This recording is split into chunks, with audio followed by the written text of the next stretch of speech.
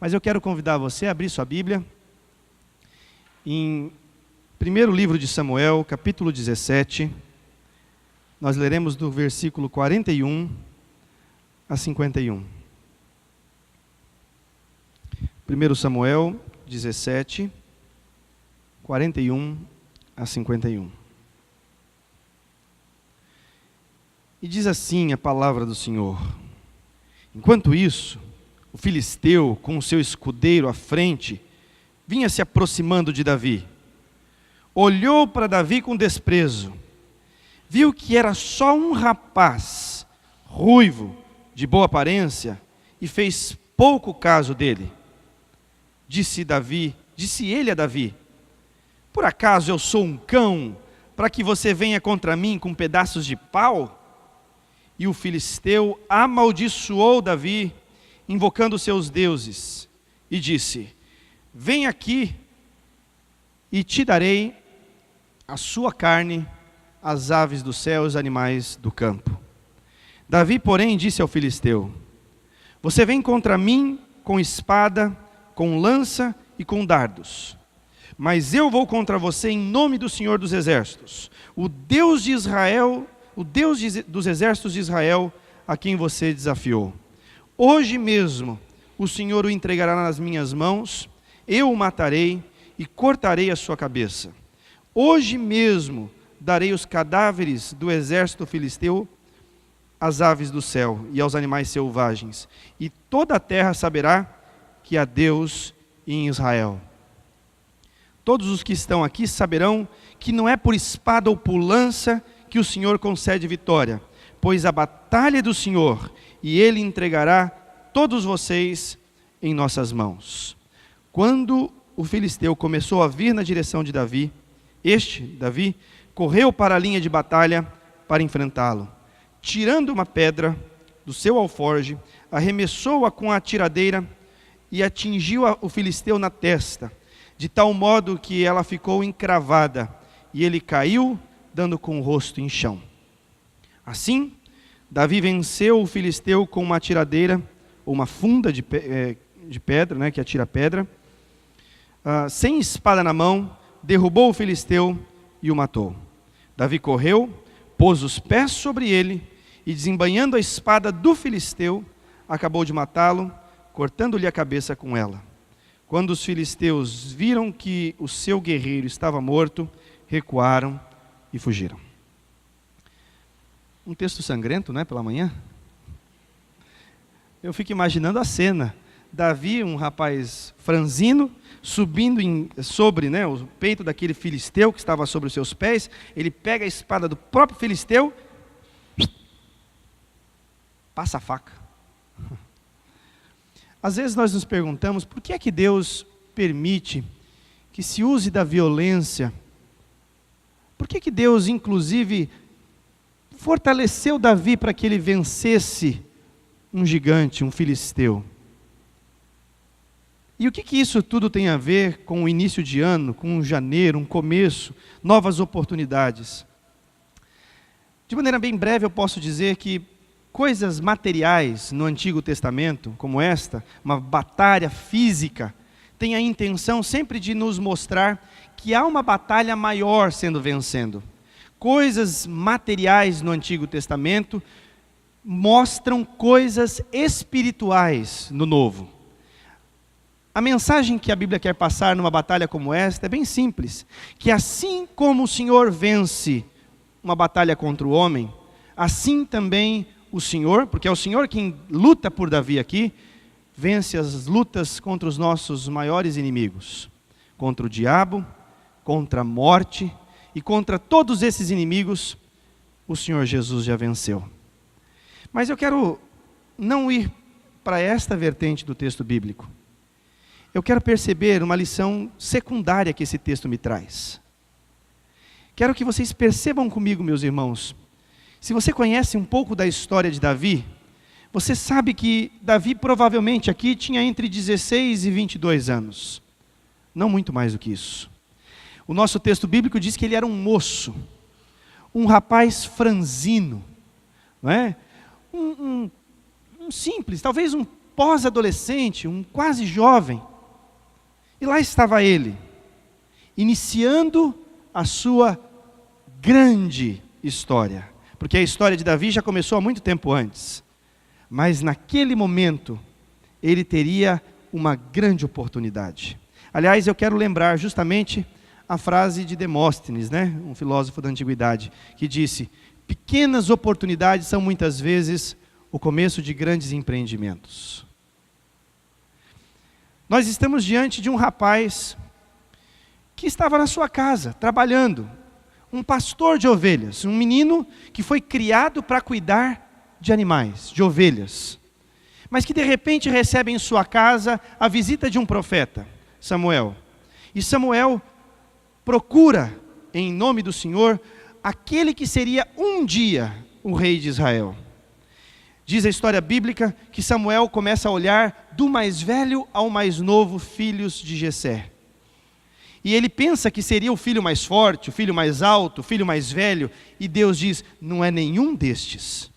Até que quando ele vê Davi, o mais mirradinho dos meninos, o menor, o mais franzino, o mais jovem, Deus diz: será este. Davi então é ungido, e muitos aqui já imaginam que ele é ungido rei, mas não. A unção no Antigo Testamento significa a preparação para uma grande missão. Provavelmente Davi não saberia ainda, naquele momento, que ele seria o rei de Israel, mas ele sabia que alguma coisa estava por vir, porque Deus, quando ungia no Antigo Testamento, ele estava sinalizando que uma grande missão viria. De repente, os filisteus aparecem na porta contra Israel. Filisteus era um povo que tinha homens de grande estatura, dentre eles um gigante, Golias. E este gigante amedrontava todo o exército de Israel. Diz o texto bíblico no capítulo 17 de Samuel, que o próprio rei Saul estava com medo, e já era velho, ele não tinha a disposição física que ele tinha antes.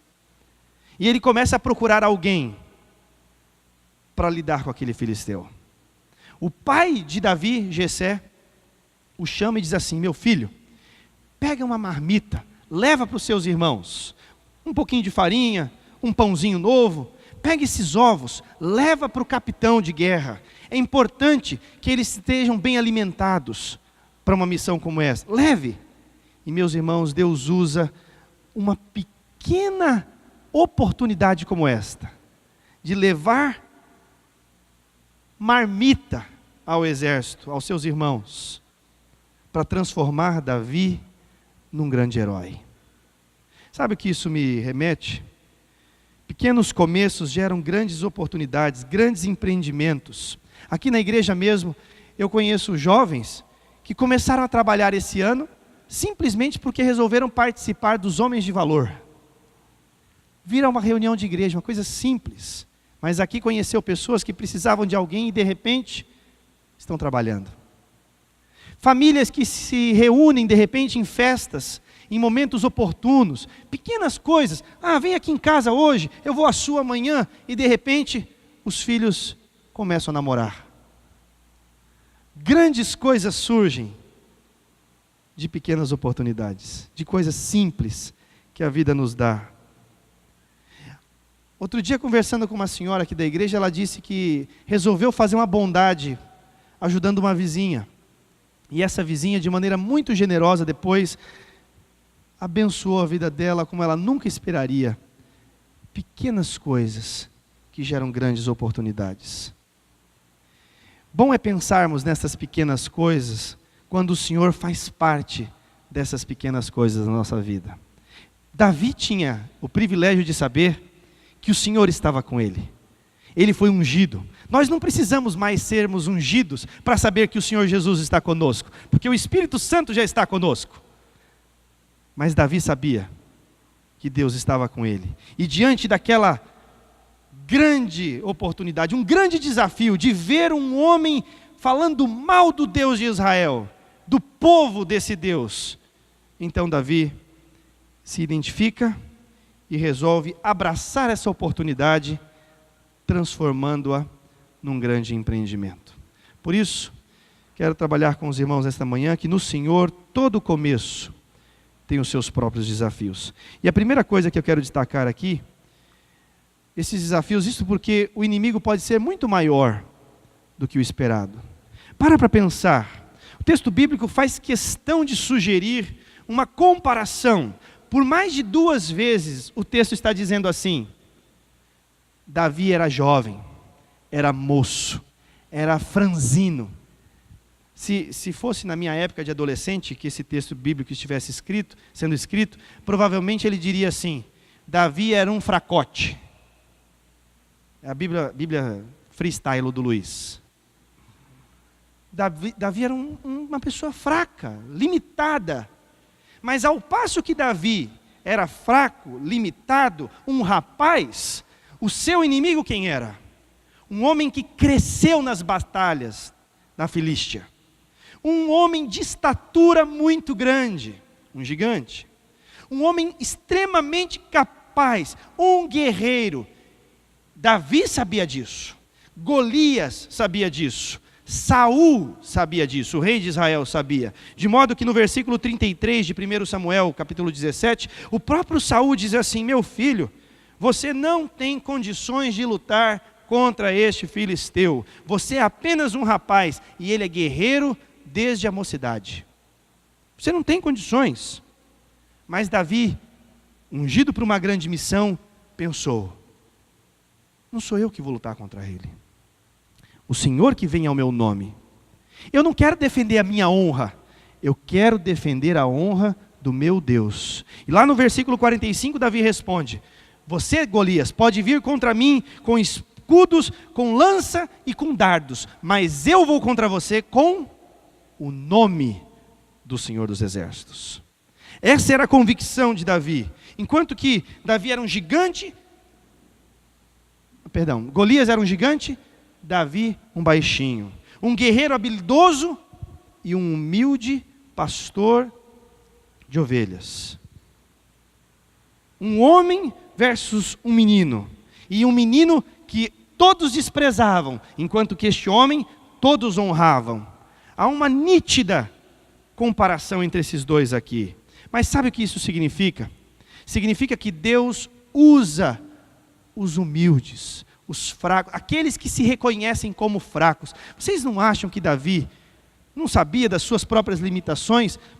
É lógico que ele sabia, mas ele sabia também que Deus havia dado habilidade a ele. Reconhecer as nossas habilidades não é uma falsa humildade.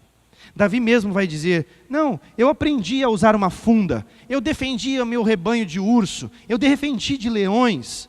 Certamente eu vou conseguir defender o nome de Deus. Essa era a preocupação de Davi. E é isso que ele vai fazer, porque Deus usa aqueles que se reconhecem como fracos. Foi nesse sentido que o apóstolo Paulo disse: quando então sou fraco, é que eu sou forte. E anos depois, talvez eu imagino que Davi, pensando nesse episódio, ele próprio vai escrever o Salmo 27. Vocês lembram do Salmo 27? Salmo lindíssimo que diz: olha, o Senhor é a minha luz, a minha salvação. De quem eu terei medo? Nossos medos podem ser vencidos no Senhor. Sim, se podem. É muito comum, meus irmãos, nós sentirmos medo quando um desafio é posto sobre a nossa frente. É muito comum que a gente ache que o desafio é muito maior do que a nossa própria força. É muito comum que a gente se veja aquém daquilo que nos é exigido. Não foi assim com Jeremias? Senhor, não me mande fazer isso, eu sou apenas uma criança. E Deus diz: não diga isso. Não foi assim com Isaías: Senhor, eu estou muito aquém daquilo que o Senhor espera, eu sou um homem sujo. Deus disse: eu te santificarei. Não foi assim com Moisés: Senhor, mande o meu irmão, eu não tenho capacidade. Não é assim conosco. Quantos de nós somos desafiados por vezes a fazer algo a alguém e eu penso: não, mas se eu começar eu não vou dar conta até o final, é melhor parar por aqui. E a gente vai se limitando, a gente vai deixando de cumprir a vontade de Deus, o desejo de alcançar o próximo, de ser bênção ao outro. A gente percebe, meus irmãos, que essa limitação ressalta aos nossos olhos, mas Davi entendeu que no Senhor ele teria força. A força não viria dele. Deus é fiel e não permitirá, 2 Coríntios diz isso, que nós sejamos provados, tentados com algo que seja além das nossas próprias forças. O Senhor mesmo coloca os desafios que nós somos capazes de suprir. Efésios capítulo 2, versículo 10, pois somos feitura dele, Deus, criados em Cristo Jesus para quê? Para as boas obras. As nossas ações já foram todas colocadas diante de nós, para que a gente vença os desafios que Deus nos coloca diante da nossa vida. Por isso, no Senhor todo começo tem os seus próprios desafios. Isto porque o inimigo pode ser maior do que o esperado, isto porque os recursos não parecem tão confiáveis.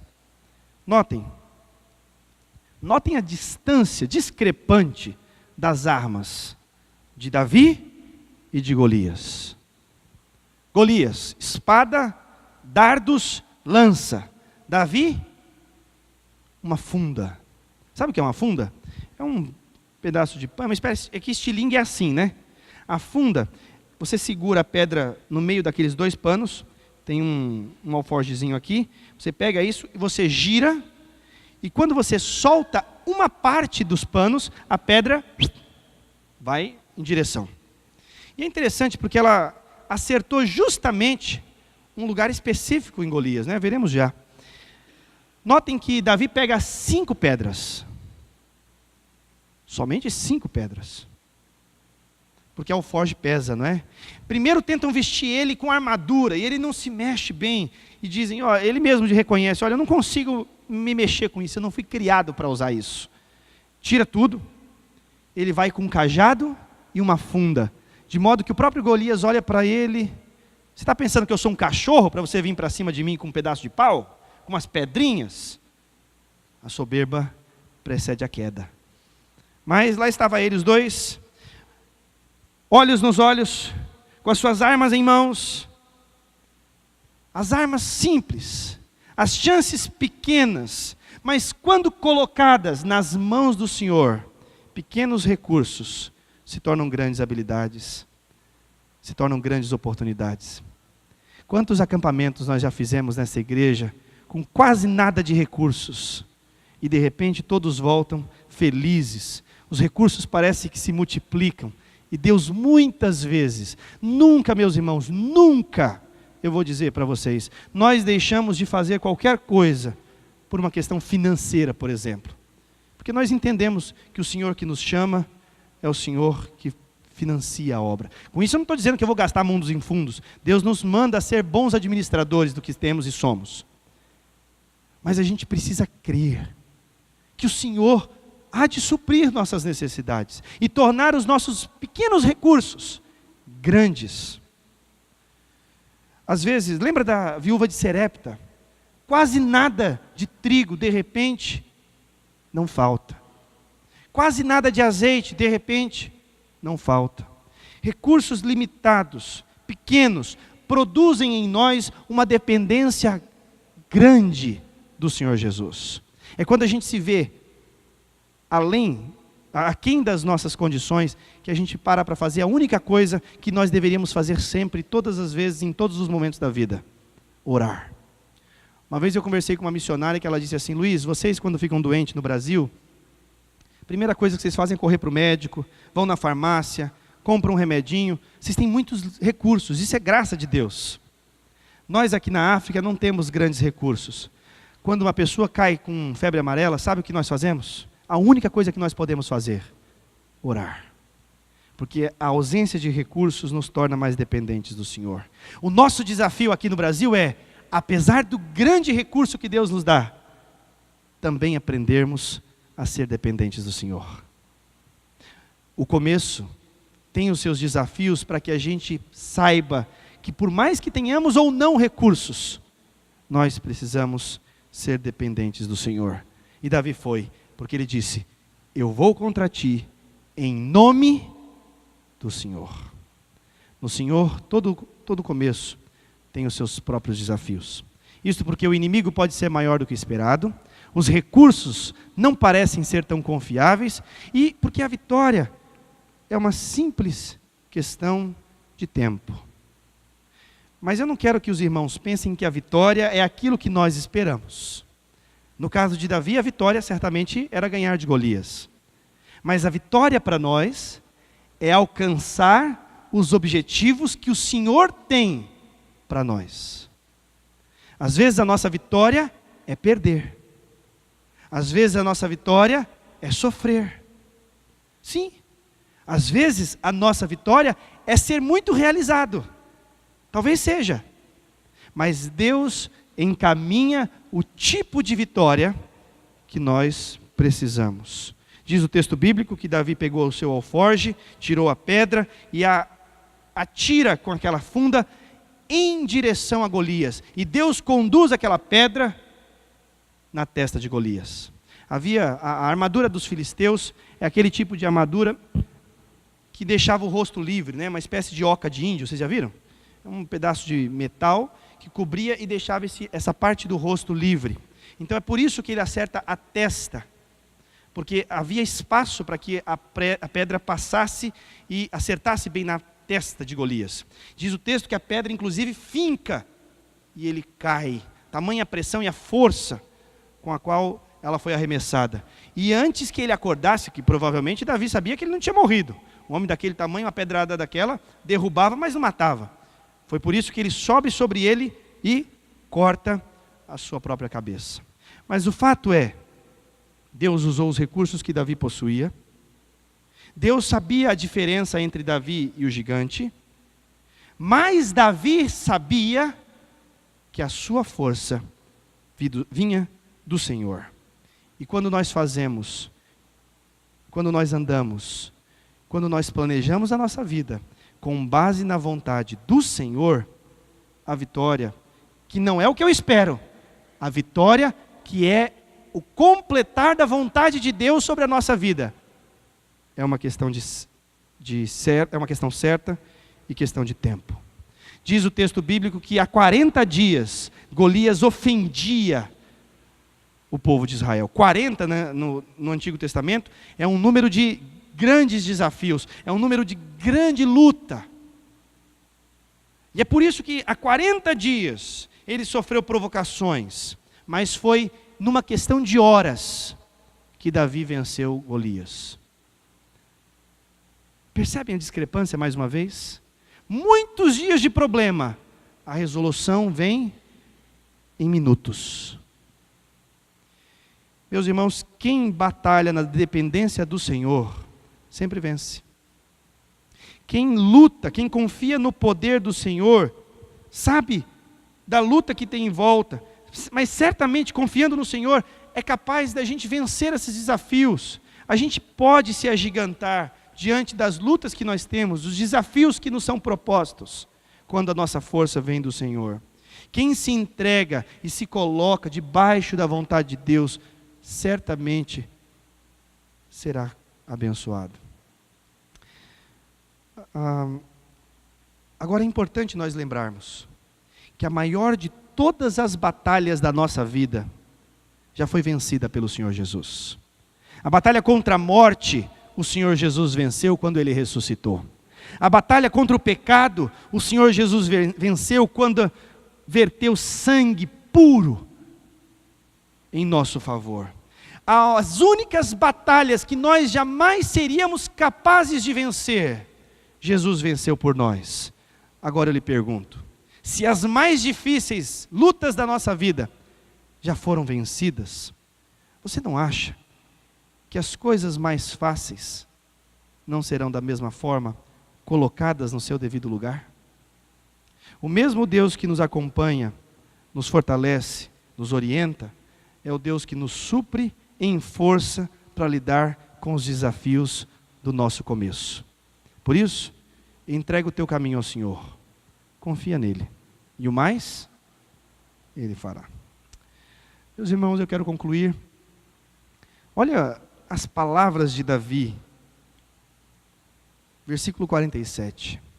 Saberá toda esta multidão que o Senhor salva, não com espada, nem com lança, porque do Senhor é a guerra, e Ele vos entregará nas nossas mãos.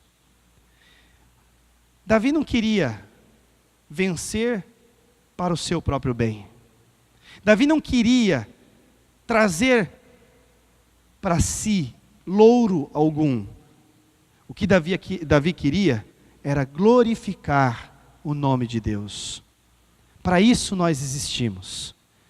Para isso, meus irmãos. Ao começar os nossos sonhos, projetos, ao começar a nossa vida, os nossos investimentos, ao colocarmos tudo isso diante do Senhor, saibamos todos nós, os desafios virão. Mas eu não posso e nem devo usar tudo isso somente em benefício próprio. Eu devo usar para a glória de Deus. Usar para a glória de Deus certamente é abençoar a minha vida e a vida daqueles que eu amo.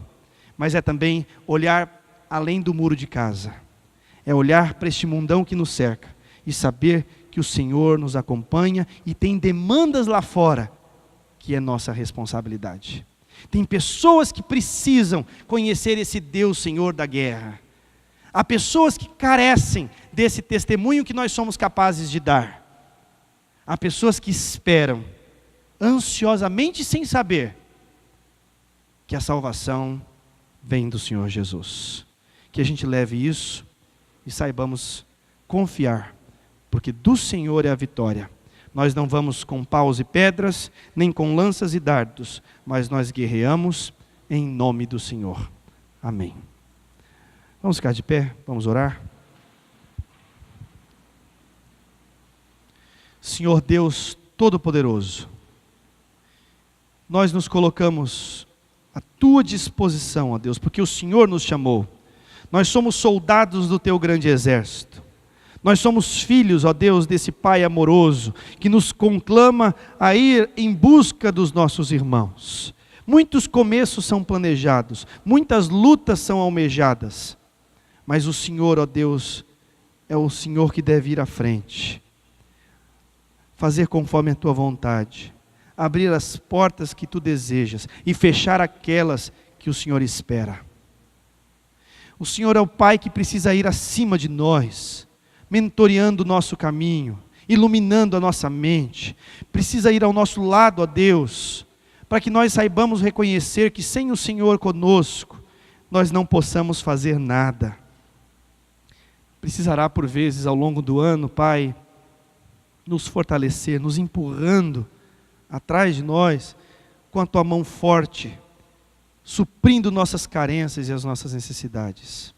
Mas que em tudo isso o Senhor seja exaltado, que o Teu Filho Jesus seja glorificado, e que o Senhor, ó Deus, use da nossa vida para alcançar os Teus filhos, nesta cidade, neste Brasil e neste mundo.